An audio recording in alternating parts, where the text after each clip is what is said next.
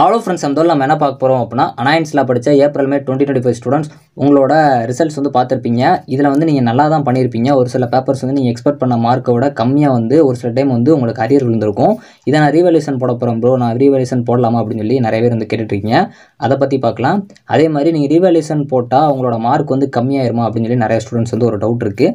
அதை பற்றி இந்த வீடியோவில் பார்க்கலாம். ஸோ வாங்க வீடியோக்குலாம் போகலாம். ஓகே ஃப்ரெண்ட்ஸ், ஃபஸ்ட்டோட தான் பார்த்தீங்க அப்படின்னா, நீங்கள் வந்து ஏப்ரல் மே 2025 எக்ஸாம்ஸ் வந்து நல்லா பண்ணியிருப்பீங்க. ஸோ ஆனால் உங்களுக்கு பேப்பரில் வந்து மார்க்கே வந்திருக்காத மாதிரி இருக்கும். நீங்கள் அரியர் அப்படின்னு சொல்லிட்டு ரிசல்ட் பார்த்துருப்பீங்க. ஸோ அப்படி இருந்தால் நீங்கள் வந்து ரீவேல்யூஷன் போடலாமா அப்படின்னு கேட்டிங்கன்னா, ஃபஸ்ட்டு நீங்கள் ரீவேல்யூஷன் போடலாமா அப்படிங்கிற ஒரு யோசனையில் இருக்கீங்கனாலே நீங்கள் வந்து தாராளமாக ஃபோட்டோ காப்பி அப்ளை பண்ணி பாருங்கள். அதுக்கு 300 பே பண்ணுற மாதிரி இருக்கும். ஏன்னா நீங்கள் ஃபோட்டோ காப்பி வாங்கி செக் பண்ணுறப்போ உங்களுக்கு கரெக்ஷன் எந்த மாதிரி பண்ணியிருக்காங்க, நீங்கள் எதிர்பார்த்த இடத்துல மார்க் வந்திருக்கா, இல்லை எப்படி வந்து மார்க் வந்து கம்மி பண்ணியிருக்காங்க, எதுவும் டோட்டல் மிஸ்டேக் இருக்கா, இல்லை ஏதாச்சும் ஒரு பேஜஸ் வந்து கரெக்ஷன் பண்ணாமல் இருக்கா அப்படிங்கிறதெல்லாம் பாருங்கள். அது பார்த்ததுக்கப்புறம் உங்களுக்கு ஒரு சாட்டிஸ்ஃபேக்ஷன் இருக்கான்னு பாருங்கள். ரெண்டாவது உங்கள் காலேஜ்லேயே வந்து ஏதாச்சும் ஒரு எக்ஸ்பர்ட் இருப்பாங்க, அவங்ககிட்டே ஒரு டிஸ்கஸ் பண்ணிவிட்டு அதுக்கப்புறம் நீங்கள் ரீவேல்யூஷன் போகிறதுக்கு ஐடியா பண்ணுங்கள். ஸோ நீங்கள் ஃபோட்டோ காப்பி வாங்கி செக் பண்ணுறப்போ நீங்கள் எதிர்பார்த்த இடத்துலலாம் மார்க் வரலாம், கண்டிப்பாக ரீவேல்யூஷன் போடுங்க. உங்களுக்கு மோஸ்ட்லி வந்து நல்ல ரிசல்ட்ஸ் வரும்.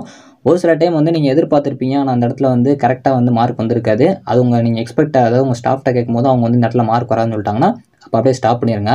ஸோ அதே மாதிரி நிறைய ஸ்டூடெண்ட்ஸ்க்கு வந்து ரீவேல்யூஷன் போட்டால் மார்க் வந்து கம்மியாகுமா அப்படிங்கிற டவுட்டும் இருக்குது. ஸோ ரீவேல்யூஷன் போட்டிங்கன்னா மார்க் மோஸ்ட்லி கம்மியாகி இதுக்கு வரைக்கும் யாருக்கும் பார்த்ததில்ல. அதாவது நீங்கள் ரீவேல்யூஷன் போகிறீங்க அப்படின்னா உங்களுக்கு வந்து மார்க் வந்து சேஞ்ச் ஆகாது, அப்படியே வந்து என்சின்னு போட்டு வரும். அப்படி சேஞ்ச் ஆச்சுன்னா உங்களுக்கு இம்ப்ரூவ்மெண்ட் ஆகி அந்த கிரேட் வந்து சேஞ்ச் ஆகலாம்.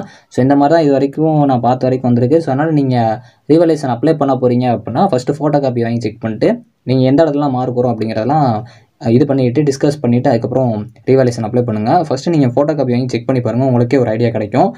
ஸோ அதே மாதிரி நீங்கள் ரீவேல்யூஷன் ட்ரை பண்ணிட்டீங்க அப்படின்னா உங்களுக்கு அதிலே மார்க்ஸ் வரலன்னா நீங்கள் ரிவ்யூ அப்படின்னு சொல்லிட்டு ஒன்று எடுக்கலாம். ஸோ அதனால் அது வந்து நீங்கள் போக தேவையில்ல. மோஸ்ட்லி உங்களுக்கு ரீவேல்யூஷன்லேயே வந்துடும்னா கண்டிப்பாக வந்துடும். சம்டைம்ஸ் வந்து ஒரு 20 மார்க்ஸ் 30 மார்க்ஸ் வரைக்கும் வர வேண்டியிருக்கு. ஸோ நான் அப்படி போட்டால் பாஸ் ஆகிறேன் அப்படிங்கிறக்காக நீங்கள் ட்ரை பண்ணுறீங்கன்னா அது உங்களுக்கு மார்க் வர வேண்டியதாக இருந்தால் மட்டும் ட்ரை பண்ணுங்கள். நிறையா மார்க் எனக்கு தேவைப்படுது அப்படிங்கிறப்போ நீங்கள் கண்டிப்பாக ரீவேல்யூஷன் போட்டால் பாஸ் பண்ணி விட்ருவாங்க அப்படின்னு சொல்லி நீங்கள் ரீவேல்யூஷன் ட்ரை பண்ணிங்கன்னா மோஸ்ட்லி உங்களுக்கு என்சி தான் வர சான்ஸ் இருக்குது. ஸோ அதனால் கரெக்டாக வந்து ரீவேல்யூஷன் பண்ணுறீங்கன்னா பார்த்து பண்ணுங்கள். தேங்க்ஸ் ஃபார் வாட்சிங்.